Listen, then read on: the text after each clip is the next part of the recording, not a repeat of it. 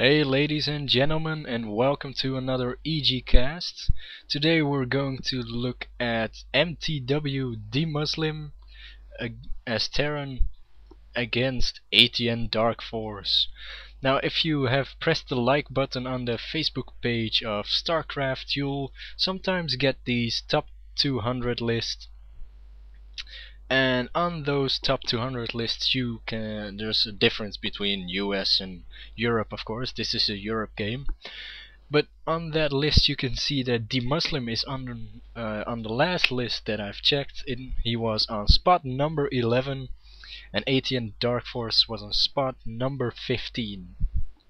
So it's really close to each other, so they're really matched, and I really love to see this game, so we're just gonna check out if this is going to be an epic game, yes or no. Now this is from a best of 3, I forgot what kind of event it was. I'll have to check that out and maybe say that in game number 2. But for now, this is Xel'Naga Caverns. And Xel'Naga Caverns has this in the middle high heals, which is kind of hard to secure, but once you've secured it, it's going to be fine. You have two Xel'Naga towers rather, which check the middle area, and you have this third expansion, which can be really annoyed and assaulted by this high ground, which is going all around it, and also the back door that high ground leads to a back door from the first expansion. Now deMusliM is looking here to annoy DarkFoRcE a bit with his expansion, but DarkFoRcE is looking like he's going something like a 22 hatch, which is kind of common these days. But deMusliM is making a bunker just to annoy DarkFoRcE from getting a second hatchery. But the thing is, Zerg players usually get, instead of a 15 hatch, 14 pool for instance, they'll get a 22 hatch, and they'll start off first getting the metabolic boost, which we can see at the moment, just to get Zerglings to eliminate any Zergling harassment. Reaper harassment and stuff like that. Now he did a good job by pulling all the guys off gas and getting those extra minerals, which he is going to use for that hatchery in just a second. Now deMusliM is getting a tech lab on his first barracks, and right next to it he's going to get a factory. Now this is most likely going to get hot swapped, as we can see here, and those marines are going to take their Gauss rifles and take that Zergling out. Now DarkFoRcE already is spreading his overlords around deMusliM's base, and we are most likely going to see tanks. No, a first Hellion is coming out, and we'll see what kind of damage he can do with that.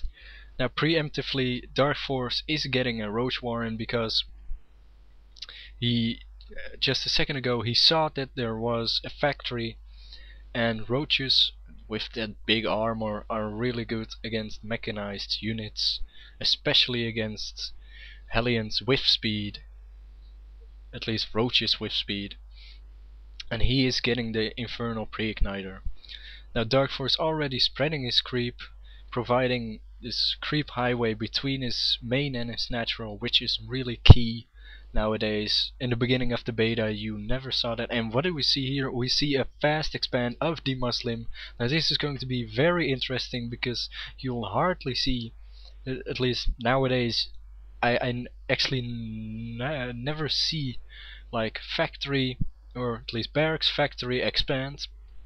TLO does that sometimes in his games, but he'll usually don't go for the tech lab, but he'll go for a reactor instead. Now he is moving out with 3 Hellions. Pre-Igniter is almost done, so look for that to play a big factor in this battle, but I think it's gonna be very one-sided because DarkFoRcE has Hellions of has roaches which are going to nullify that Hellion harassment, so he's gonna just drive him around to see if he can get some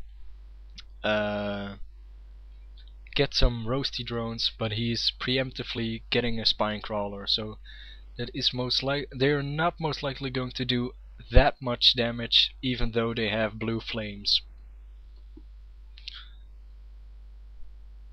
Now mTwDeMusliM in the meanwhile is getting another factory and siege tech, so look for him to play or do some kind of tank marine push later on this game. Now let's check the income, because they're both fairly even. mTwDeMusliM is 4 harvesters behind, and I have no idea why he's floating his barracks here. But he's a way better player than I am, so I trust that he knows what he's doing. So he's gonna set up some static defense for himself to just secure this natural.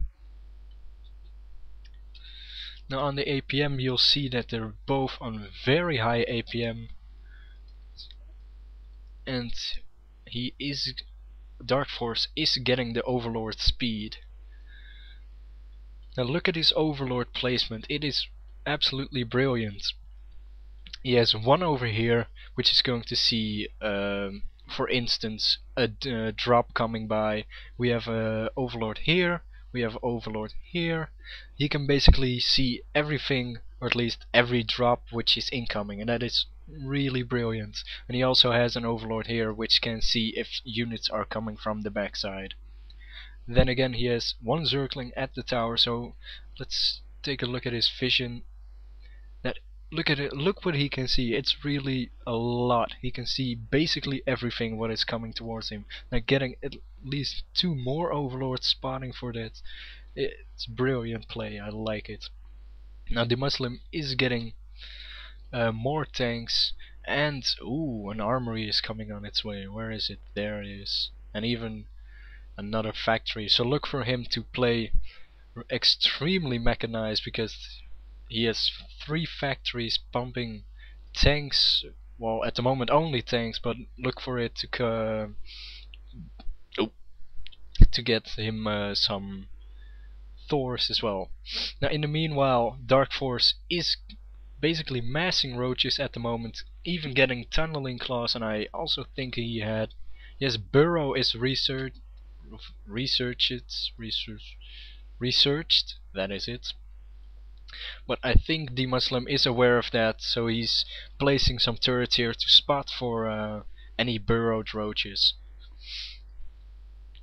Now DarkFoRcE is spreading the creep as good as possible, even getting his queen in on the action.